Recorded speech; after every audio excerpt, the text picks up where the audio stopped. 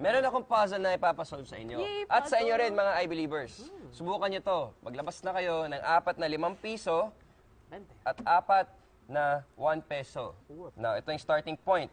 Ang finishing point natin, or ang dapat natin na ma-achieve, ay ang ganitong alternating formation kung saan meron tayong 5 pesos, 1 peso, 5, 1, 5, 1, 5, 1. Okay? Yan yung ending point natin.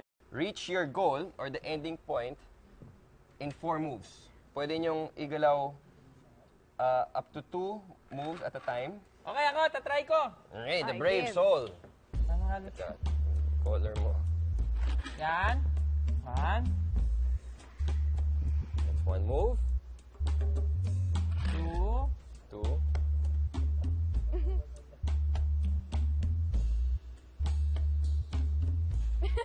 Three. Wala na! 4. Bawal yung ganun, ha? Bawal yun, isa. Bawal yung ibabangga mo para may wala. Yeah, okay. Humiwala. So, obviously, mali siya dahil hindi niya nagawa yung Ano ba yan? Munti ka na. formation na gusto nating ma-achieve in 4 moves. Next, Kuya James, Ate Elodia. Straight lang ba yan? Pwede. Sige. Pwede kahit ano. At a time. Ang bagal ah. 1. 1. Pwede to? Hindi. Hindi pwedeng magkahiwalay. Ay! Ayoko na! Hindi ko na. Ang Grabe bilis ka na, ah. nakatsaga. Bilis sa sumuko. Ang Ate hirap pa. Elodia. Ang hirap naman ito. Teka medyo lang. mahirap kahit ako. Okay. Eh, baka gawin ko lang yung ginawa mo eh. Wait. 1. Ang galing! Yan yun eh. Game Three. over. Wala na. Game over na. Almost. Kasi ito na.